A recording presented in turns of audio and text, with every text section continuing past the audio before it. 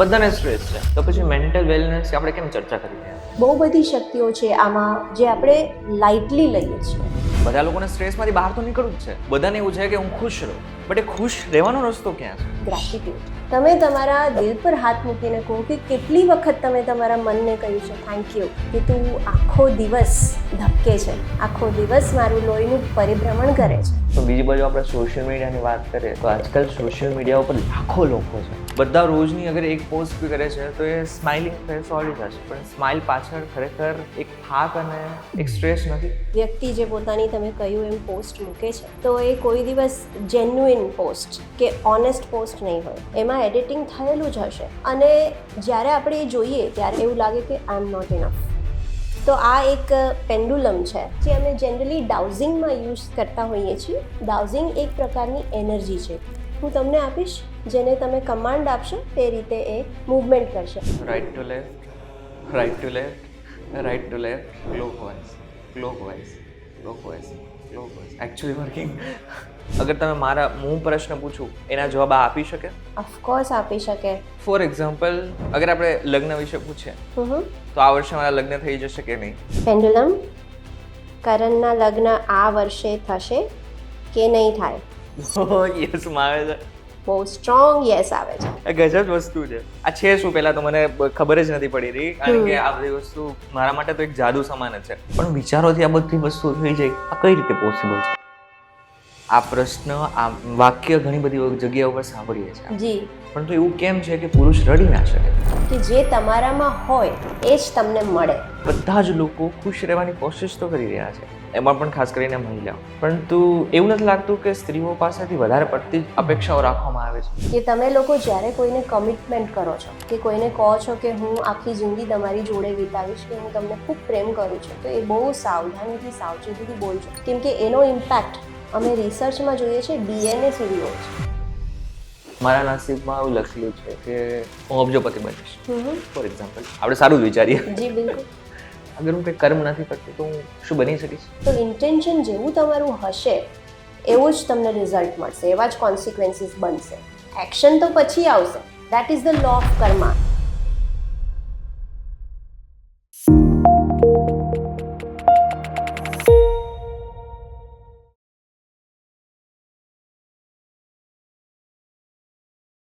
આજકાલ આપણે બધા જ શરીરના સ્વાસ્થ્ય વિશે ઘણી બધી ચિંતાઓ કરતા હોય છે. જીમમાં જઈએ છીએ, યોગા કરીએ છીએ, પરંતુ ક્યારે આપણે એવો પ્રશ્ન પૂછેલો છે કે શું આપણે અંદરથી ઠીક છીએ?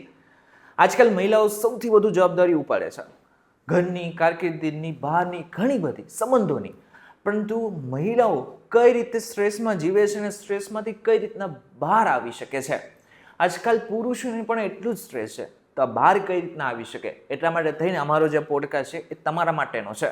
મેન્ટલ વેલનેસ ખરેખર કેટલું મહત્વનું છે, આની સાથે સાથે શું અલ્ટરનેટિવ હિલિંગ જેવી પદ્ધતિઓ ખરેખર કામ કરે છે, અને સૌથી મોટો પ્રશ્ન, એક વ્યક્તિ અંદરથી શાંતિ અને સંતુલન કેવી રીતે મેળવી શકે? આ બધા જ પ્રશ્નો માટે થઈને અમારી સાથે છે ડૉક્ટર આયુષી વિઠલાણી, જેઓ સર્ટિફાઈડ મેન્ટલ વેલનેસ કોચ અને હોલિસ્ટિક હિલર છે, જે છેલ્લા ઘણા વર્ષોથી મહિલાઓના મેન્ટલ અને ઇમોશનલ વેલબિંગ ઉપર કામ કરી રહ્યા છે. તો આયુષી, સૌથી પહેલાં તો વીટીવી ડિજિટલમાં તમારું સ્વાગત છે. Thank you. સૌથી પહેલાં જ અલગ અલગ ઘણા બધા પ્રશ્નો છે, પણ સૌથી પહેલો જ એક પ્રશ્ન પૂછી લઈશ કે આજકાલ આપણે બધા જ લોકો ખુશ રહેવાની કોશિશ તો કરી રહ્યા છે, એમાં પણ ખાસ કરીને મહિલાઓ.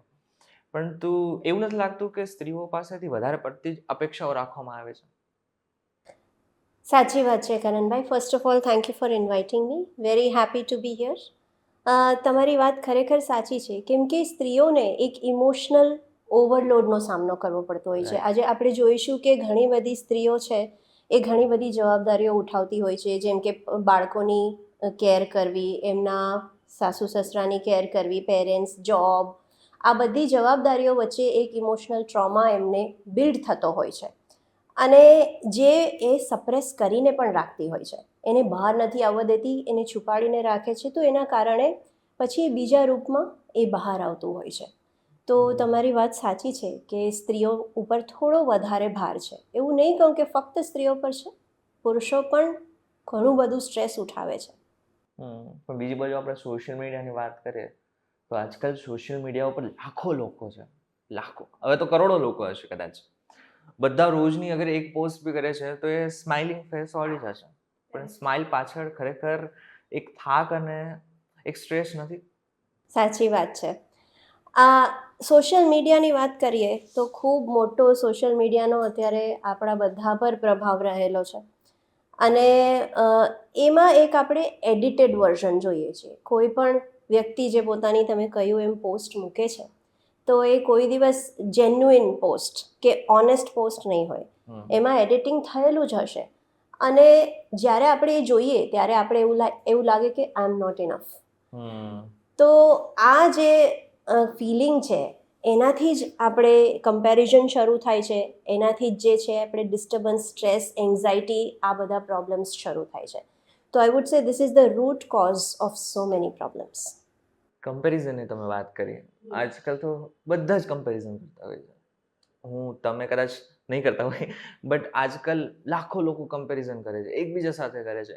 ઇવન પોતાની સાથે જે કામ કરે છે એની સાથે બી કમ્પેરિઝન કરે છે. બટ આ કમ્પેરિઝનને કારણે બી સ્ટ્રેસ આવે છે, રાઈટ? ખરી વાત છે કરણભાઈ. સ્ટ્રેસ તો ડેફિનેટલી કમ્પેરિઝનથી બિલ્ડ થાય જ છે.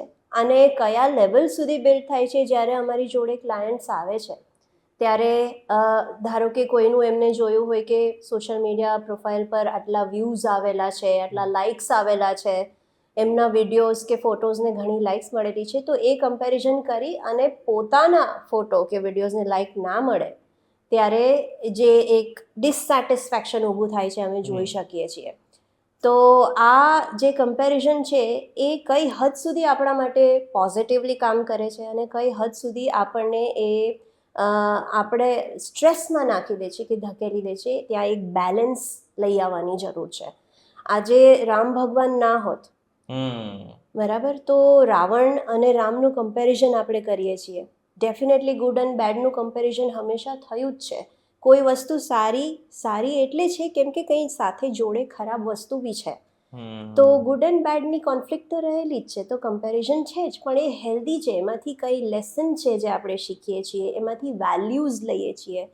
તો આ બધી ચીજો જે છે એ વધારે મહત્ત્વ રાખે છે રાધર દેન તમે ખાલી બહારનો જાગજમાડ કે કોઈનું બહારનું આવરણ જોઈને તમે પ્રભાવિત થઈને એની સાથે તુલના કરી દો છો.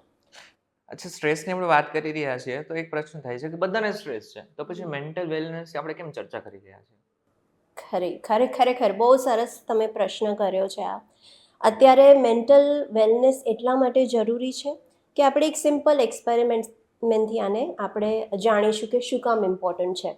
તો આ એક પેન્ડુલમ છે અને આપણે હું તમને આપીશ, જેને તમે કમાન્ડ આપશો તે રીતે એ કરશે અને પછી આપણે મૂવમેન્ટ કરશે અને પછી આપણે એને આગળ એનાથી એનાલિસિસ કરીશું કે આનું શું થશે. ઓકે, તમે ટ્રાય કરો. શું કરવાનું છે મારે? તમે હવે આ પેન્ડુલમને તમે કમાન્ડ આપો કે મૂવ રાઈટ ટુ લેફ્ટ. એને રાઈટથી મારે સતત બોલવાનું છે? હા, તમે મનમાં પણ બોલી શકો, જોરથી પણ બોલી શકો. અચ્છા, હું બોલીને બતાવું જેથી મારા દર્શક મિત્રોને ખબર પડે. જી. Right to left, right to left, right to left, right to left, right to left. It's working. હા, રાઈટ ટુ લેફ્ટ. હવે એને ક્લોકવાઇઝ મૂવ કરવાનું કહો. ઓકે, મારે બોલવાનું છે. જી. Clockwise, clockwise, clockwise, clockwise, clockwise, clockwise. Actually working. Isn't it scary? હા, એકચ્યુઅલી આ છે શું પહેલા તો? હા, તો આ છે પેન્ડુલમ જે અમે જનરલી ડાઉઝિંગમાં યુઝ કરતા હોઈએ છીએ. તો તમારે કોઈ વસ્તુ જાણવી હોય તમારા વિશે કે ભાઈ તમારી લાઈફમાં કંઈ થશે પોસિબલ કે નહીં થાય, તમે કઈ ડિરેક્શનમાં આગળ જશો કરિયર રૂપે, કે કોઈ તમને મટીરિયલિસ્ટિક ચીજ મળશે કે નહીં મળે લાઈફમાં, કોઈ આન્સર્સ તમારે ફાઇન્ડ કરવા હોય તો એના માટે અમે ડાઉઝિંગ કરીએ છીએ. અને ડાઉઝિંગ એક પ્રકારની એનર્જી છે. તો હવે આપણે તમે જ્યારે કમાન્ડ આપી ત્યારે જે રીતે તમે કમાન્ડ આપી એ જ રીતે પેન્ડુલમ મૂવ થયું. તો એનાથી શું પ્રૂફ થાય છે કે તમારા શબ્દો જે છે એ એટલા પાવરફુલ છે. શબ્દો ક્યાંથી આવે છે? એ તમારા માઇન્ડથી જનરેટ થાય છે, રાઈટ? તો everything that is in your mind is manifested in the form of energy. તમારા જે માઇન્ડમાં છે એ એનર્જી તમારેથી તમે આ પેન્ડુલમ જો મૂવ કરી શકતા હો તો તમે વિચાર કરી લો કે તમારા આવા જ બધા વિચારોથી તમે બીજા લોકો ઉપર કેટલો પ્રભાવ પાડી શકતા હશો અને બીજા લોકો એમની એનર્જીથી તમારા પર કેટલો પ્રભાવ પાડી પડી શકે. શકે છે. અચ્છા આયુષી, આ બધી વસ્તુ તમે ચર્ચા કરી રહ્યા છો તો હજુ થોડું પ્રેક્ટિકલી લોકો માટે અગર બતાવીએ તો કઈ રીતના, અગર તમે હું પ્રશ્ન પૂછું એના જવાબ આ આપી શકે? ઓફકોર્સ આપી શકે. અને આપણે એક ટેસ્ટ કરીએ નાનકડો. Right. Okay, so what will do is, તમારા જે પર્સનલ કોઈ ક્વેશ્ચન્સ હોય કે તમારે કંઈ તમારા વિશે જાણવું હોય, એ થશે કે નહીં થાય, એ તમને ડાઉટ હોય, તો આપણે આ ડાઉઝિંગ બોર્ડને પૂછી શકીએ અને તમારી એનર્જીથી એ બતાવશે કે તમારી લાઈફમાં એ થશે કે નહીં થાય. તો તમારા માઇન્ડમાં કોઈ એવો પ્રશ્ન આવે છે જેનો જવાબ તમારે જોઈએ છે? ફોર એક્ઝામ્પલ, અગર આપણે લગ્ન વિશે પૂછીએ તો આ વર્ષે મારા લગ્ન થઈ જશે કે નહીં? ઓકે, પેન્ડુલમ, કરણના લગ્ન આ વર્ષે થશે કે નહીં થાય? યસ માં આવે છે. બહુ સ્ટ્રોંગ યસ આવે છે. Okay okay. તો કોંગ્રેચ્યુલેશન્સ, તૈયારી કરી દો. બીજો એક પ્રશ્ન, મારું પોતાનું કરિયર સેટ કરવાનું છે આગળ જઈને, તો શું હવે આગળના જઈને પોતાનો બિઝનેસ અથવા તો આ જ લાઈનની અંદર શું હું પોતાનું કંઈક કશું કરી શકીશ, બિલ્ડઅપ કરી શકીશ? અચ્છા, મને કહો કે કરણ આ જ ફિલ્ડમાં એમનું કરિયર બનાવશે કે બીજી કોઈ ફિલ્ડમાં એમનું કરિયર બનાવશે? ના કહે છે, એ આ ફિલ્ડમાં તમારું કરિયર નહીં બને આગળ. Okay, you will have to change your path. Path in the sense of હું અત્યારે જર્નલિઝમ જે કરી રહ્યો છું એના સિવાય મારે બીજું કશું કરવું પડશે. તો તમારા માઇન્ડમાં શું છે બીજું? Event anchoring. Okay, Karanbhai event મેનેજમેન્ટમાં આગળ વધી શકશે? વેરી સ્ટ્રોંગ યસ આવે છે.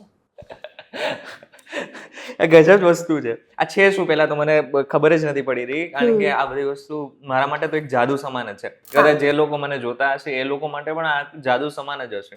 પહેલા તો આ છે શું? આને ડાઉઝિંગ બોર્ડ કહેવામાં આવે છે અને આ એક પેન્ડુલમ છે. Right. આ જે તમારી વાઇબ્રેશન્સ છે, તમારી એનર્જી છે, એનાથી આ મૂવમેન્ટ આવે છે. હવે જે થોટ્સ કે જે વિચાર આપણા મગજમાં આવે છે એ એક એનર્જીનો ફોર્મ છે અને એની પોતાની એક વાઇબ્રેશન્સ હોય છે, બરાબર? Right. તો હવે જેટલી સ્ટ્રોંગ વાઇબ્રેશન હોય એટલું વધારે રેઝોનન્સ મળે છે. ઓકે, અને આપણે આપણી એનર્જીને કેટલી ટેકન ફોર ગ્રાન્ટેડ લઈએ છીએ એ પણ આમાં ચોખ્ખું દેખાઈ રહ્યું છે કે આપણે ખબર જ નથી કે આપણે શું વિચારીએ છીએ, એનો પ્રભાવ શું આવતો હોય છે. તો જ્યારે તમે સ્ટ્રોંગલી એવું વિચારો છો કે મારે ઇવેન્ટ મેનેજમેન્ટમાં જ જવું છે, તો એ ગ્રાસ્પ કરી લે છે એનર્જીને અને યસ તરફ પોઈન્ટ કરે છે. તમારું જ્યારે ડબલ માઇન્ડ્સ હોય, કોઈ વસ્તુ માટે તમારું માઇન્ડ તૈયાર ના હોય, જેમ કે એન્કરિંગ છે, તો એ એમાં નો બતાવે છે. એને લાગે છે કે હજુ તમે પ્રિપેર્ડ નથી કે આગળ 10-15 વર્ષ આમાં તમે ચલાવી શકો. તો it's not a long term career as a suggestion. એને તમારું મન ખબર છે કે તમારું મન ક્યાં છે અને ગ્રેસ્પિંગ કરી લે છે. Very true, very true. અચ્છા, આની જોડે અગર આપણે પાછા મેન્ટલ વેલનેસ ઉપર આવીએ, સ્ટ્રેસ ને આપણે બધી જ વાત કરી લીધી, તો આપણે અગર વાત કરીએ સ્ટ્રેસમાંથી બહાર નીકળવાની, બધા લોકોને સ્ટ્રેસમાંથી બહાર તો નીકળવું જ છે. બધાને એવું છે કે હું ખુશ રહું, બટ એ ખુશ રહેવાનો રસ્તો ક્યાં છે? Very true. તો ખુશ રહેવાનો રસ્તો, જેમ કે જે આપણે અંદર હઈએ એ જ આપણે બહાર દેખાઈએ. Very true. બરાબર? તો હવે અંદરથી જેને ખુશી મળી છે એને બહારની જે કોઈ પણ પરિસ્થિતિઓ આવે છે એનો જાજો પ્રભાવ એના પર આવશે નહીં. એટલે અંદરથી ખુશ કઈ રીતે રહેવું જોઈએ? તો બહુ બધા એના સિમ્પલ રસ્તાઓ છે.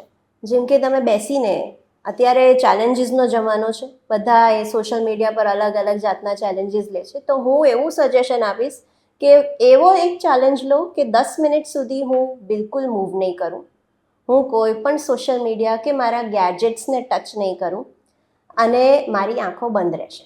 આવો ચેલેન્જ લો. ચલો, કોણ લેવા તૈયાર છે આવો ચેલેન્જ? હજુ અને એડવાન્સ કરવો હોય તો એક ચેલેન્જ એવો બી લઈ શકાય કે 10 મિનિટ સુધી આંખ બંધ રહેશે, મારું શરીર મૂવ નહીં થાય, બધા ગેજેટ્સ દૂર હશે અને હું કોઈ વિચાર પણ નહીં કરું. તો this is another level of challenge is કે ભાઈ હું આંખો બંધ રાખીશ, બિલકુલ મૂવમેન્ટ નહીં કરું, વિચાર પણ નહીં કરું અને મારું ધ્યાન જે મારા ઈષ્ટ છે, મારા દેવતા છે, એમાં સ્થિર હશે. તો આવી ટાઈપના ચેલેન્જીસ લો. સોશિયલ મીડિયા તો છે જ આપણી જોડે, પણ એનો ઉપયોગ આપણે કઈ રીતે કરવો એ આપણા હાથમાં છે અને આપણી ખુશી મેળવવી બહુ ઇઝી છે આ રીતે. બીજો રસ્તો હું તમને કહીશ, કારણ કે બીજો રસ્તો હોઈ શકે ગ્રેટિટ્યૂડ. આપણે વેરી ટ્રુ. આપણી જિંદગીમાં તમે તમારા દિલ પર હાથ મૂકીને કહો કે કેટલી વખત તમે તમારા મનને કહ્યું છે થેન્ક યુ, કે તું આખો દિવસ ધબકે છે, આખો દિવસ મારું લોહીનું પરિભ્રમણ કરે છે અને તો પણ એમ કહેતું નથી કે હું થાકી ગયું. તો એક વખત તમે તમારા દિલ પર હાથ મૂકીને તમારા દિલને કહો થેન્ક યુ. થેન્ક યુ કે તે મારો આટલો સપોર્ટ કર્યો. હું પણ તને લવ કરું છું, હું પણ તારી કેર કરું છું અને હું તારું ધ્યાન રાખીશ. મેં હજુ રાખ્યું નથી, મેં તારી ગણતરી કરી નથી, પણ હું કરીશ. આવું એકવાર દિલથી કહો તો ખરા, પછી તમને કેટલું સરસ ફીલ થશે. અને જે એક બહુ ઇફેક્ટિવ સ્ટ્રેટેજી મારા ક્લાયન્ટ્સ પ્રેક્ટિસ કરે છે એ છે ગ્રેટિટ્યૂડ જર્નલ. હવે જ્યારે તમે દુઃખી હો કે જ્યારે તમે સેડ હો ત્યારે તમને એવું ફીલ નથી થતું કે ભાઈ હું કોઈ વસ્તુને થેન્ક યુ કહી દઉં, એવો વિચાર પણ નથી આવતો આપણને. તો એના માટે શું કરવાનું? એક ગ્રેટિટ્યૂડ જર્નલ રાખવાની. રેગ્યુલરલી જ્યારે તમારું મૂડ સરસ હોય, સવારે ઉઠીને જ્યારે સૂતા પહેલાં 3 વસ્તુ એવી લખી દો જેના માટે તમે ખૂબ આભાર માનો છો. અને જ્યારે તમે સેડ હો, જ્યારે દુઃખી હો, એકલા હો, ત્યારે એ વાંચો. એક ઇન્સ્ટન્ટ તમને અપલિફ્ટમેન્ટ મળશે, તમારો મૂડ ચેન્જ થઈ જશે અને તમને લાગશે કે ના, કેટલી બધી વસ્તુઓ છે જેના માટે હું આભારી હોઈ શકું. ભલે આ એક વસ્તુ મારા જીવનમાં બરાબર નથી થઈ, પણ આટલી બધી ચીજો છે જેના માટે હું ગ્રેટફુલ છું. તો આ એક પ્રેક્ટિસ હું બધાને સજેસ્ટ કરીશ. સવારે ઉઠીને 5 એવી વસ્તુ કે જે રોજે બોલવી જોઈએ કોઈ બી વ્યક્તિએ. 5 તમે એફર્મેશન્સ તમારા બનાવી શકો. સૌથી પહેલાં ઉઠીને જે કાર્ય કરવું જોઈએ એ આપણે જે કલ્ચરલી કરતા હોઈએ છીએ, આપણા કરાગ્રે વસ્તે લક્ષ્મી, જે આપણા હાથને જોઈને માં લક્ષ્મી, માં સરસ્વતી, શ્રી કૃષ્ણ, એમનો આભાર માનવો જોઈએ, એમના વંદન કરવા જોઈએ.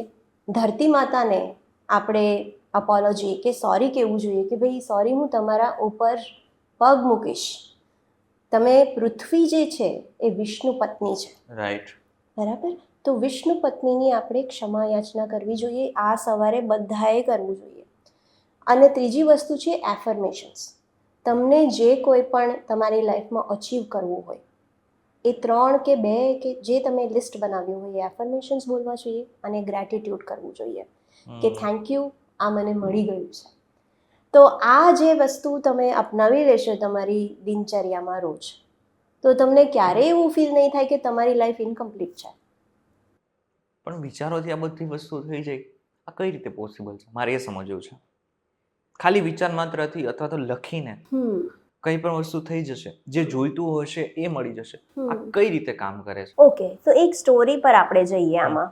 એક ગૌતમ બુદ્ધની હું સ્ટોરી કહીશ કે ગૌતમ બુદ્ધ એમના શિષ્યો જોડે એકવાર બેસ્યા હતા જંગલમાં અને એમના એક શિષ્ય એમને પૂછ્યું કે ગુરુદેવ, કર્મ શું હોય? તો ગુરુદેવે એમને એક સરસ મજાની સ્ટોરી કહી કે એક રાજા હતો. એકવાર એ વિચરણ કરવા નીકળ્યો પોતાના ગામમાં અને એમને એક સોનારની દુકાન જોઈએ. એ સોનાર એનું કામ કરી રહ્યો હતો એની દુકાનમાં. તો સડનલી રાજાને એવો વિચાર આવ્યો કે મને આ વ્યક્તિ ગમતો નથી, ખબર નહીં કેમ, પણ મને એવું ફિલિંગ થાય છે કે આને મારી નાખવો જોઈએ.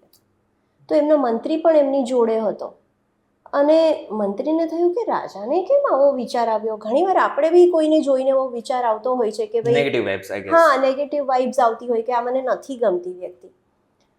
તો રાજાને આવો વિચાર આવ્યો એટલે મંત્રીને થયું કે મારે કશું કરવું જોઈએ. એ દિવસ પતી ગયો, થોડા દિવસ પતી ગયા. મંત્રી વિચાર કરી રહ્યો હતો કે કઈ રીતે મારે આમાંથી સોલ્યુશન લઈ આવું. પછી થોડી ગિફ્ટ્સ લઈ, થોડા દાગીના ઘરેણાં લઈ અને એ સોનારને મળવા ગયો અને જોયું તો એની દુકાન આખી ચેન્જ થઈ ગઈ હતી. એ સેન્ડલવુડ એટલે એ ચંદનનો વ્યાપાર કરી રહ્યો હતો. તો એમને પૂછ્યું મંત્રીએ કે ભાઈ શું થયું, આ કેમ તારું બિઝનેસ ચાલ્યું નહીં સોનાનું? તો કે હા, કે શું કહું, કોઈ સોનું લેવા તૈયાર જ નહોતું. હવે મેં ચંદનનો વ્યાપાર શરૂ કર્યો છે તો હવે આમાં પણ લોકો આવતા નથી, ખાલી સૂંઘી 10 મિનિટ બેસીને જતા રહે છે, કોઈ મારી વસ્તુઓ લેતું નથી. તો હું બહુ વિડંબણામાં છું. તો મંત્રી એમને કહ્યું કે પણ રાજાએ તો તમારા માટે આટલી બધી ગિફ્ટ્સ મોકલી છે, તો આ રાજા તરફથી હું તમને ગિફ્ટ્સ આપવા આવ્યો છું. તો એ ખુશ થઈ ગયો. એને થયું કે વાહ, કે પણ મને તો, હું મંત્રીજી સાચું કહું, મને તો એ વિચાર આવ્યો હતો કે જો રાજા જેવું કોઈ મોટો વ્યક્તિ મૃત્યુ પામે તો મારું જે કિંમતી ચંદન છે ને એ એમાં વપરાઈ જાય. પણ કેટલો ખરાબ વિચાર હતો નહીં? પણ હું રાજાનો ખૂબ આભાર માનીશ. અને એને પોતાનું કિંમતી ચંદન રાજાને ભેટ આપવા માટે મોકલાવ્યો કે મંત્રીજી તમે આ રાજાને સહર્ષ આ એક ભેટ આપજો મારા તરફથી. હવે મંત્રીજી એ લઈને ગયા રાજા જોડે, અને રાજાજીને જ્યારે કહ્યું એમને કે પેલા સોનારે જેને તમે મારી નાખવાના હતા એમને તમારા માટે આ ગિફ્ટ મોકલી છે, તો રાજાને બહુ જ શોક લાગી ગયો. એને થયું કે ઓહ, આના માટે હું આવું વિચારતો હતો અને આને તો મારા માટે ગિફ્ટ મોકલી છે. એટલે રાજાએ પ્રસન્ન થઈને કહ્યું કે વાહ મંત્રીજી, હવે આટલા સરસ માણસ માટે આપણે બી કંઈ ભેટ આપવી જોઈએ. એટલે લો, આ મારી કિંમતી માળા છે, રત્ન જડિત માળા, એને જઈને ભેટમાં આપો ને સોના મોહર પણ આપો. પછી બુદ્ધ ભગવાને પૂછ્યું એમના શિષ્યોને કે હવે આમાં તમે મને કહો કે કર્મ શું થયું આમાં? તો કોઈએ કહ્યું કે ભાઈ મંત્રીજીએ સારું કર્મ કર્યું છે, કોઈએ કહ્યું કે રાજાએ પણ કર્યું છે, કોઈએ કહ્યું કે સોનારે પણ કર્યું છે. તો બુદ્ધએ કહ્યું કે કર્મ આમાં એ નથી કે કોણે કર્યું છે, એમાં એ જોવાનું છે કે એક વિચારથી કેવું બધાનું હૃદય પરિવર્તન થઈ ગયું. તો આ જ છે આપણા કર્મ. એ શું છે? આપણા વિચાર છે. બુદ્ધ ભગવાને કહ્યું કે કર્મ છે એ વિચાર છે. તો આપણા વિચાર જ જો આપણા કર્મ હોય અને વિચાર જો આપણા મનમાંથી આવતા હોય તો આપણું મન શુદ્ધ હોવું કેટલું જરૂરી છે. અને મનને શુદ્ધ અને સંતુલિત રાખવા માટે શું કરવું જોઈએ? તો ધ્યાન કરી શકાય. તમે સારા વિચાર તો સારું જે મનને આહાર આપશો એનાથી થશે ને. તમે રીલ્સ જોશો કે તમે સોશિયલ મીડિયા સ્ક્રોલિંગ કરશો કે તમે યુટ્યુબ પર કોઈ પણ શોર્ટ્સ જોઈ લેશો, એનાથી તમારો મનનો આહાર એવો જ થશે. જેવો આહાર એવો વિચાર. તો એ ફક્ત બાહ્ય રૂપમાં જ એ સાચું નથી, એ આંતરિક રૂપે પણ સાચું છે. તો એ વસ્તુ વિચારોને શુદ્ધ રાખવા, વિચારોને પવિત્ર રાખવા, વિચારોને પોઝિટિવિટીમાં કેન્દ્રિત રાખવા બહુ જરૂરી છે. અને આપણે એટલે જ અત્યારે મેન્ટલ વેલનેસની બહુ ચર્ચા કરી રહ્યા છીએ, કેમ કે બધાના વિચારો છે એ કેટલા બધા ડિસ્ટ્રેક્શનથી ઇન્ફ્લુઅન્સ થયેલા છે. આપણી સામે 50,000 વસ્તુઓ છે જેનાથી આપણે ડિસ્ટ્રેક્ટ થઈ શકીએ. પણ મનને કેન્દ્રિત રાખવું, મનને ફોકસ્ડ રાખવું, મનને પોઝિટિવ રાખવું એ કેટલું ચેલેન્જિંગ છે. એટલે અને મનની શક્તિ તો આપણે જોઈ જ લીધી છે કે આપણે શું અચીવ કરી શકીએ. તો એટલા માટે આ ટોપિક બહુ ઇમ્પોર્ટન્ટ છે. બરાબર છે. તમે આની અંદર હોલિસ્ટિક હિલિંગની પણ વાત કરો છો, પરંતુ આ છે શું પહેલી વાત, અને કઈ રીતના હેલ્પ કરી શકે? તો મન, વિચાર અને શક્તિ આ બધાનું સંતુલન હોવું ખૂબ જરૂરી છે. તો હોલિસ્ટિક એટલે આ ત્રણેય વસ્તુઓને, આ ત્રણેય પાસાઓને આપણે બેલેન્સ કરીને ચાલીએ છીએ. હવે શરીરનું શુદ્ધિકરણ તો આપણે દવાઓ ખાઈને કે સારો આહાર ભોજન લઈને આપણે કરી શકીએ છીએ, બરાબર. મનનું ડિટોક્સ કઈ રીતે થાય, એનર્જીનું ડિટોક્સ કઈ રીતે થાય, તો એના માટે ઓલ્ટરનેટિવ હિલિંગ થેરાપીસ, જે આપણા વેદોમાં પણ બહુ બધી પદ્ધતિઓ મેડિટેશન અને ધ્યાનની પ્રિસ્ક્રાઇબ કરેલી જ છે યોગ સંહિતામાં. અને એ જ રીતે આપણે આ બધી પદ્ધતિઓ જે અમે ઋષિકેશથી પણ શીખી લે છીએ મારા ગુરુજી જોડે, કે બહુ બધી શક્તિઓ છે આમાં જે આપણે લાઇટલી લઈએ છીએ. તો આ બધી વસ્તુઓથી બેલેન્સ લાવી શકાય છે, તમારા વિચારોનો, તમારી શક્તિનો, તમારા આંતરિક ભાવનો. તો આ બેલેન્સ માટે આપણે આ ત્રણેય વસ્તુઓમાં હોલિસ્ટિક રૂપમાં આપીએ છીએ. ઓલ્ટરનેટિવ હિલિંગ શું છે? તો ઓલ્ટરનેટિવ હિલિંગ એક, જેમ કે આપણે જીમની મેમ્બરશિપ લઈ લીધી, બરાબર. જીમની મેમ્બરશિપ શું કામ લઈએ છીએ આપણે? કે આપણે ફિટ થઈ જઈએ, ફિટનેસ મળે આપણે એનાથી. પણ જો તમે જીમમાં ના જાઓ તો મેમ્બરશિપ લઈને શું મતલબ નથી. એટલે હોલિસ્ટિક ભલે ઓલ્ટરનેટિવ હિલિંગ થેરાપીસ છે, પણ એ વસ્તુઓ જવાબદારી જો તમે નહીં લો પોતાની, તો એ વસ્તુઓ કામ નથી કરતી. ઓકે. તો આપણે ઓલ્ટરનેટિવ હિલિંગ થેરાપીમાં આપણે વાઇબ્રેશન્સ છે, જે આપણી એનર્જી છે, એ બધાને હીલ કરીએ છીએ. પણ તમારે પણ એટલી જવાબદારી લેવી પડશે કે તમે એ વસ્તુને પ્રેક્ટિસ કરો રેગ્યુલરલી.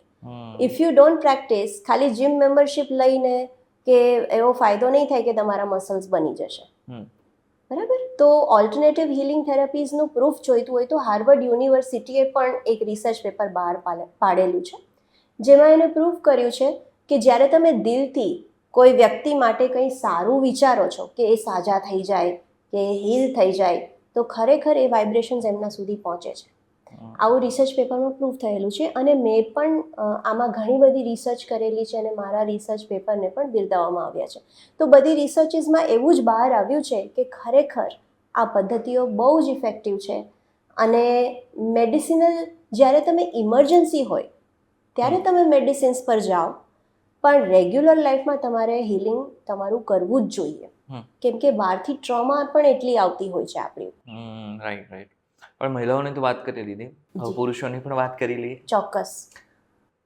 પુરુષો ક્યારે રડતા નથી, આ પ્રશ્ન આ વાક્ય ઘણી બધી જગ્યા ઉપર સાંભળીએ છીએ આપણે. જી. પરંતુ એવું કેમ છે કે પુરુષ રડી ના શકે? બિલકુલ રડી શકે, કારણ અને બહુ નોર્મલ છે, બહુ નેચરલ છે.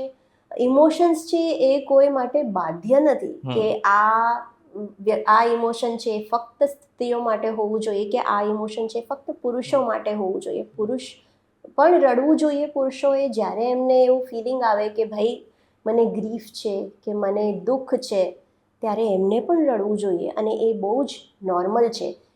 આપણે આને સાયન્ટિફિકલી જોવા જઈએ તો એને કહેવામાં આવે છે કે ઇટ ઇઝ ડિટોક્સિંગ. અંદરથી એ તમારું સાફ સફાઈ થઈ રહી છે તમારા શરીરની. તો એ ઇમોશન જો બહાર નથી આવતું પુરુષોમાં, તો એ સપ્રેશનથી એમના અંદરને અંદર એ લોકો બી ગૂંગળાય છે, ગભરાય છે, એ લોકોને બી ટ્રોમા ફીલ થાય છે. અને સ્ટ્રોંગ મેનના નામ પર એ લોકોને એવું જ થતું હોય છે કે હું રડી નહીં શકું બધાની સામે. અને પછી ઘણા બધા ડિઝીઝ જેમ કે પ્રોસ્ટેટ જેવા ડિઝીઝીસ પણ જોવા મળ્યા છે અમારા એનાલિસિસમાં. તો આ એક બહુ સિરિયસ વસ્તુ છે અને આ કન્ડિશનિંગને આપણે બધાએ મળીને ચેન્જ કરવું જોઈએ. Right right. હવે આપણે હિલિંગની વાત કરી રહ્યા છે, થોડું અગર આપણે અંદર જઈએ તો હવે ગીવ ટુ ગેઇન આવું તમે કહો છો, તો સૌથી પહેલા તો કોઈને આપીએ તો આપણું કઈ રીતના વધી શકે, આ શું છે પહેલા તો કોન્સેપ્ટ? બહુ જ સરસ કોન્સેપ્ટ તમે ક્વેશ્ચન પૂછ્યો કરણ. તો ગિવ ટુ ગેઇન એટલે શું કે જે તમારામાં હોય એ જ તમને મળે. ઓકે. તો અંદરથી જે તમારી જોડે છે એ જ તમને બહારથી પણ મળશે. ફોર એક્ઝામ્પલ, તમને જો માન જોઈતું હોય, રિસ્પેક્ટ જોઈતો હોય સમાજમાં, તો અંદરથી તમે તમારો રિસ્પેક્ટ કરો તો કોઈ તમારો રિસ્પેક્ટ કરશે. તમને પ્રેમ જોઈએ છે તો પહેલાં તમે તમારી જાતને સ્વીકારો, એને પ્રેમ કરો, તો તમને સામેથી પ્રેમ મળશે. તમને નોલેજ જોઈએ છે, જ્ઞાન જોઈએ છે, તો તમે તમારું અંદરનું જે જ્ઞાન છે એ વિકસાવો તમારા માટે, કે હું કોણ છું, હું શું કરી શકું છું, મારી કેપેબિલિટી શું છે, તો તમને બહારથી એ જ્ઞાન મેળવવાના રસ્તા મળશે. તો જે આપણે અંદર જે હોઈએ છીએ એ જ બહારનું રિફ્લેક્શન છે આપણું. So what ever you are from inside is reflected outside. એટલે ગિવ ટુ ગેઇન. તો give your self that thing. તમે તમારી જાતને એ આપો જે તમારે બહાર જોવું છે કે બહારથી મેળવવું છે. બરાબર છે. અને આમ પણ આપણું જે હિન્દુઇઝમ છે, સનાતન ધર્મ છે, એ પણ આ જ શીખવાડે છે, રાઈટ? બિલકુલ. કે જ્યાં સુધી તમે કોઈની ભલાઈ નહીં કરો ત્યાં સુધી તમારી સાથે ભલાઈ નહીં થાય. Very true. અથવા તો અગર તમે કોઈની સાથે ખોટું કર્યું છે તો તમારી સાથે બી ખોટું થવાનું છે, right? Right. That is the law of karma. એ આપણે લો ઓફ કર્મા બી કહીએ છીએ એને, કે ભાઈ તમે જેવા ઇન્ટેન્શન્સ, આપણે યુનિવર્સ છે ઇન્ટેન્શન્સ ઉપર બહુ ચાલે છે, બરાબર? તો ઇન્ટેન્શન જેવું તમારું હશે એવું જ તમને રિઝલ્ટ મળશે, એવા જ કોન્સિક્વન્સીસ બનશે. એક્શન તો પછી આવશે, પહેલાં તમારા ઇન્ટેન્શન્સ પરથી જ આખો કોર્સ ડિસાઇડ થશે. અચ્છા, નસીબ ઉપર માનો છો તમે? નસીબ, જ્યારે આપણે કર્મોની વાત કરીએ તો પ્રારબ્ધ કર્મ હોય છે, ક્રિયામાન કર્મ હોય છે અને સંચિત કર્મ હોય છે, બરાબર? તો સંચિત કર્મો જે છે એ તમારું ફળ છે, જે તમારા કર્મો અત્યાર સુધી તમે લઈને આવ્યા છો કે સંચિત કર્યા છે, એ કર્મો છે તમારા. અને ક્રિયામાન કર્મો છે એ તમારા કરંટના જે કર્મો છે, તમે અત્યારે જે કર્મો કરી રહ્યા છો એ છે, બરાબર? અને પ્રારબ્ધ છે એ તમારામાં લખાયેલું જ છે કે તમારા ડેસ્ટિનીમાં થશે. તો આ ત્રણેય ડિવાઇડેડ છે. અગર થોડું આપણે અંદર જઈએ, ઇફ યુ ડોન્ટ માઇન્ડ, તો ફોર એક્ઝામ્પલ મારા નસીબમાં એવું લખેલું છે કે હું અબજોપતિ બનીશ, ફોર એક્ઝામ્પલ, આપણે સારું જ વિચારીએ. જી બિલકુલ. અબજોપતિ બનીશ, તો પછી અગર હું કંઈ કર્મ નથી કરતો તો હું શું બની શકીશ? ભગવાન કૃષ્ણએ ભગવદ્ ગીતામાં કર્મ ઉપર ખૂબ જોર આપ્યું છે. એમને જ્યારે અર્જુને કહ્યું કે હું લડાઈ નહીં કરું, તો એમને કહ્યું આ તો તારું કર્મ છે, આ તો તારે કરવાનું જ છે. જ્યારે એ ડરીને બેસી ગયા કે હું નહીં કરી શકું, હું નહીં મારી શકું, તો કે ખરેખર તું કર્મથી ભાગે છે કે ખરેખર તને ડર લાગે છે કે તારા પોતાના સામે ઊભા છે એને તું મારી નહીં શકે. પછી જ્યારે એને વિચાર કર્યો ત્યારે એને થયું કે હું મારા કર્મથી ભાગી રહ્યો છું. તો કોઈ પણ જો ત્યારે લડાઈ ના કરી હોત તો એવું ક્યારેય પ્રૂવ ના થઈ શકત કે સત્યનો અસત્ય પર વિજય થઈ શકે છે. બરાબર? તો કર્મ કરવાથી જ તમને કાંઈ પણ અચીવ થશે. ભલે તમારા પ્રારબ્ધમાં લખ્યું હોય કે તમે કરોડપતિ બનશો, પણ એ દિશા તરફ તમારા પગલાં જ ના લેવાયા હોય તો એ તમને મળી જાય એ અશક્ય છે. તો આપણે ધર્મ કર્મ સાથે કઈ રીતે જોડી શકાય? ધર્મ અને કર્મ એ જોડાયેલા છે, સાથે હાથોહાથ ચાલે છે. બરાબર? જ્યારે આપણે ધર્મ એટલે કોઈ ટીકો લગાવો કે કોઈ પૂજા પાઠ કે હવન કરવો, ફક્ત એટલું જ નથી. ધર્મ એ છે કે શું સાચું છે અને શું ખોટું છે એનું આપણે જ્ઞાન હોવું જોઈએ. અને એ જ્ઞાન સાથે આપણે જ્યારે કર્મ કરીએ છીએ ત્યારે એ કર્મ આપણે આપણા ગોલ અચીવમેન્ટ કે સફળતા તરફ લઈ જાય છે. તો ધર્મ સાથે કર્મ હંમેશા હોવું જોઈએ ને એ જ સાચો રસ્તો છે કર્મ કરવાનો. આપણે ઈચ્છા તો રાખતા હોઈએ છીએ બધા કે ખુશ રહીએ, પરંતુ આજકાલ તમે જોતા હશો આપણી આસપાસ ના માત્ર સ્ટ્રેસ છે પરંતુ એકબીજા સાથેનું કમ્પેરિઝન, ક્યાંક કોકનાથી પાછળ રહી જવાનો ડર, ક્યાંક કોકનાથી અલગ થવાનો ડર, આ બધું જ આપણી આસપાસ છે. રોજે સાંજે કોઈ વ્યક્તિ ઘરે જાય છે તો એની સાથે સ્ટ્રેસનો આખો એક ભાર હોય છે. કરેક્ટ. એમાંથી એ બહાર નીકળવાની તમારી વાત બધી સાચી, પરંતુ બહાર નીકળવું પ્રેક્ટિકલી કેટલું સાચું છે? તો આપણે વર્ક લાઈફ બેલેન્સની પણ વાત કરીએ છીએ અને આ રીતના સ્ટ્રેસ જ્યારે માણસ ઘરે લઈને જતું હોય છે તો નથી એ પરિવાર ઉપર ધ્યાન આપી શકતું કે નથી પોતાની વેલનેસ ઉપર ધ્યાન આપી શકતું. એ વસ્તુ હકીકત છે કરણ. અને આમાંથી કઈ રીતે બહાર આવી શકાય એનો રસ્તો પણ આપણે જ નક્કી કરવો પડશે.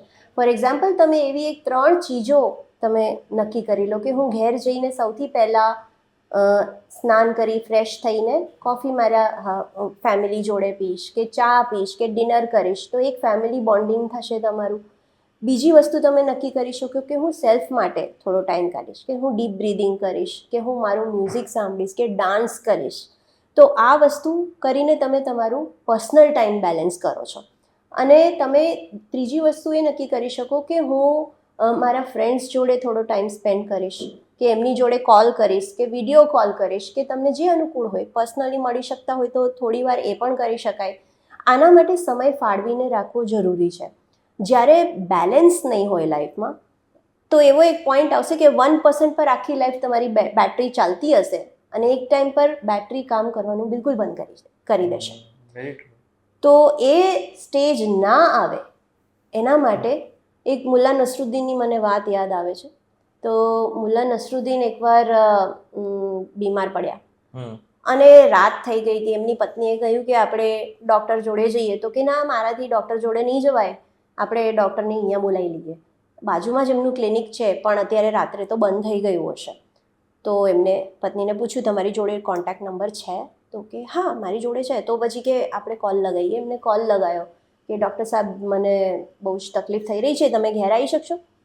તો ડૉક્ટરે કહ્યું કે હા, તમારું એડ્રેસ મને મોકલી દો. હા, તો તમારા ક્લિનિક જોડે જ છે કે મારું ઘર, તમે ત્યાં આવી જાઓ. તો કે કેટલી ફીસ થશે?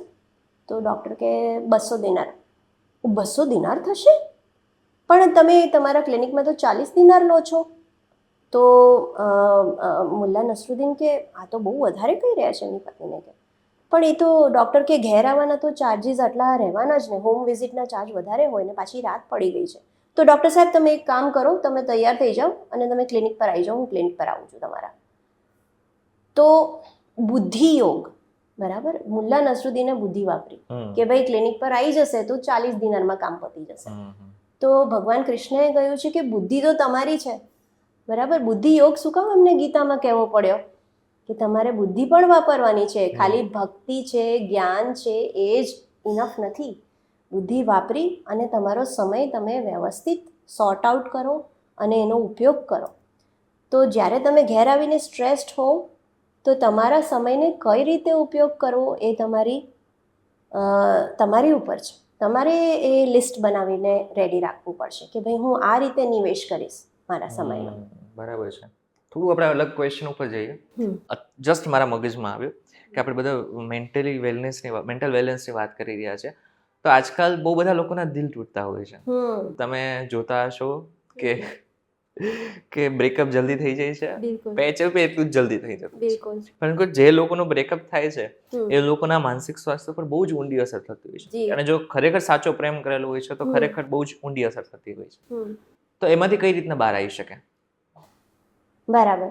સો બ્રેકઅપના કેસીસ કરણભાઈ બહુ જ આવતા હોય છે મારે. હું ખાલી બ્રેકઅપ બોલી રહ્યો છું, પરંતુ બ્રેકઅપની સાથે સાથે આપણે જે લોકોના ડાયવોર્સ થઈ જતા હોય છે, રિલેશનશિપ ઇશ્યુઝ થતા હોય છે, એમના માટે. જી બિલકુલ સાચી વાત છે. અત્યારે સ્ટેડી રિલેશનશિપ્સ મળવા બહુ ડિફિકલ્ટ છે અને આપણે જોઈએ છીએ કે લોકો વર્ષોની રિલેશનશિપમાં મેરિડ લોકો પણ હોય છે એ પણ ડિવોર્સ તરફ જતા હોય છે. તો આ એક પેટર્ન બની ગઈ છે. કેમ કે આપણે કોઈ જોડે જ્યારે લગ્ન કરીએ છીએ ત્યારે આપણે આપણો એક તૂટેલો હિસ્સો એમનામાં શોધતા હોઈએ છીએ. બરાબર?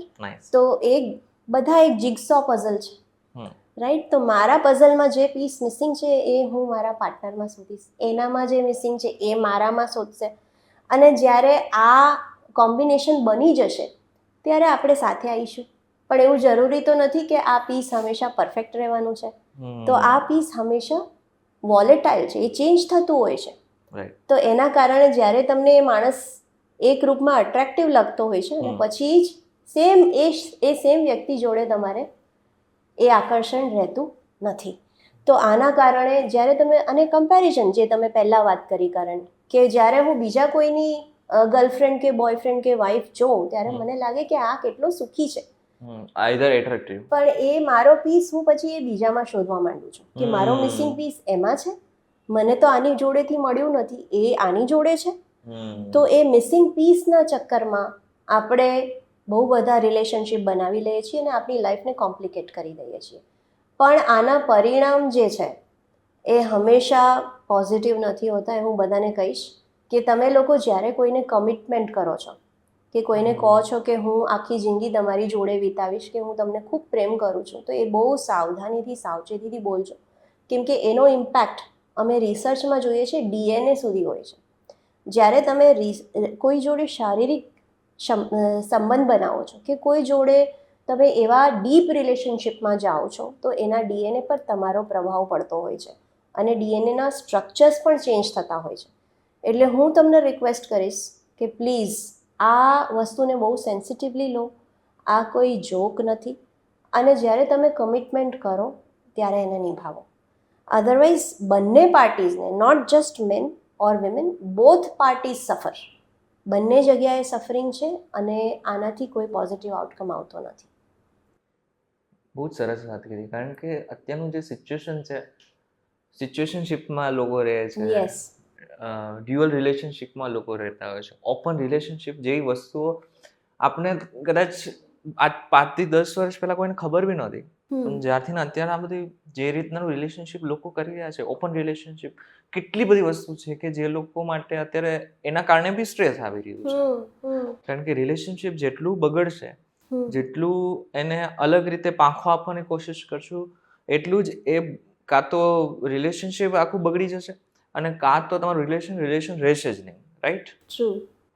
આની અંદર એક બીજો પ્રશ્ન મારે પૂછ્યો છે કે આપણે બધી વેલનેસની વાત કરી રહ્યા છીએ, હેપીનેસની વાત કરી રહ્યા છીએ. તો હવે કોઈ વ્યક્તિ બાળક છે, ઠીક છે, હવે બાળક માટે એને તો ખબર જ નથી ને કે સુખ શું છે, દુઃખ શું છે. એમના માતા પિતા અત્યાર સુધી એમને જે આપેલું છે બધું સારું જ છે એમના માટે. તો એમના જીવનમાં એટલે કે બાળક જ્યારે મોટો થવા જઈ રહ્યો છે ત્યારે એમના માઇન્ડ ઉપર એવી તો શું આપણે અસર કરી શકીએ કે જેને કારણે એ આગળ જઈને પોઝિટિવ રહે, એને જે જોઈતું હોય એને મળી શકે? Very true, very good question. બહુ જ પાવરફુલ ક્વેશ્ચન તમે પૂછ્યો છે કરણ, અને thank you four asking this. કેમ કે બાળક એક સીડ છે, બરાબર? એક સીડ આપણે કઈ રીતે કઈ જમીનમાં ઉગાડીએ છીએ અને કેવું ફર્ટિલાઇઝર આપીએ છીએ એના ઉપરથી એની હેલ્થ નક્કી થશે. તો આપણે એક એને હેલ્ધી એન્વાયરમેન્ટ આપીએ કે આપણા ઘરમાં હંમેશા એવી ચર્ચાઓ થતી હોય જે એને એક દિશા આપે, એને ગ્રો થવાની એક તક આપે, એવું વાતાવરણ આપે, તો એનો વિકાસ ખૂબ સરસ થશે. અને જે વાતાવરણ છે એનો સૌથી વધારે પ્રભાવ હોય છે. તો જે મા બાપનો સ્ટેટ ઓફ માઇન્ડ છે કે જે એમના પરિવારજનોના સ્ટેટ ઓફ માઇન્ડ છે એનો ઇન્ફ્લુઅન્સ ડાયરેક્ટલી બચ્ચા પર થતો હોય છે. કેમ કે બચ્ચું તો ફક્ત કોપી કરવાનું છે. એ જે બી એના વાતાવરણમાં જોશે, તમે બોલશો નહીં તો પણ આપણે જોયું કે એનર્જીનો પ્રભાવ કેટલો હતો. તો તમે ખાલી વિચારશો ને કે મને આની પર ગુસ્સો આવી રહ્યો છે, તો બાળક એ સેન્સ કરી લેશે કે આ મારા મા બાપને મારી પર ગુસ્સો છે. એ તરછોડાઈ જશે, એને નેગેટિવ ફીલ થશે અને ક્યારેય ઓપનલી પોતાના પેરેન્ટ્સ સાથે વાત નહીં કરી શકે. એક હમણાં જે કેસ આવ્યો હતો મારે, એક બચ્ચીનો ઓબેસિટી જેને હતી, ખૂબ એનું વજન હતું, 120 કિલો વજન હતું અને ઉંમર ફક્ત 16 કે 17 વર્ષ.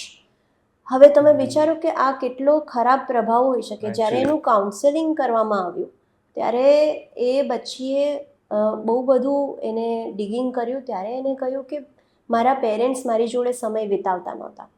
તો એના કારણે મેં ખાવા પર કેન્દ્ર કર્યું કે ભાઈ ખાવાનો એક રસ્તો અપનાવીને એસ્કેપ કર્યો કે ભાઈ આ સિચ્યુએશનમાંથી હું કઈ રીતે એસ્કેપ કરી શકું કે મારા પેરેન્ટ્સ બંને નોકરી કરે છે, એમની જોડે સમય જ નથી કે બાળકને કંઈ જ્ઞાન આપી શકે કે કંઈ ફેમિલી ટાઈમ સ્પેન્ડ કરી શકે કે એના પ્રશ્નો છે એનો હલ લાવી શકે.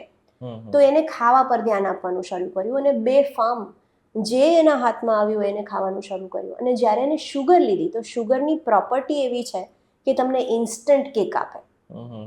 તો એ ટ્રિગરના ચક્કરમાં એ શુગરની એડિક્શનમાં આવી ગઈ અને એના કારણે આટલું વજન વધી ગયું. તો તમે વિચાર કરો કે આ જો વાતાવરણ, એક હૂંફ, જે વોર્મથ એને બચપનમાં જે મળવી જોઈએ એ ના મળી, એના કારણે શું પરિણામ આવ્યું. તો આ એક મેં એક્સ્ટ્રીમ એક્ઝામ્પલ તમને આપ્યું. પણ આવા ઘણા બધા કેસીસ હોઈ શકે, જેમ કે મેન્ટલ ડિસઓર્ડર્સ પણ અત્યારે એટલા બાળકોમાં આવી રહ્યા છે. તો આ બધી વસ્તુઓને બહુ સિરિયસલી લેવી જોઈએ અને જેટલું આપણે બાળકને લાવી દઈએ છીએ એ એટલું કેઝ્યુઅલી ના હોવું જોઈએ. એક બાળક છે એ એક 30 યર્સનો પ્રોજેક્ટ છે. જ્યાં સુધી એ ભણી ના લે, સરસ એની જોબ પર ના લાગી જાય, એના ગોલ્સ અચીવ ના કરી લે અને એના સંસારમાં એ સ્થિર ના થઈ જાય, ત્યાં સુધી આપણી જવાબદારી રહે છે. તો શું તમે એટલી જવાબદારી લેવા માટે તૈયાર છો? તો જ તમે બાળક લાવો.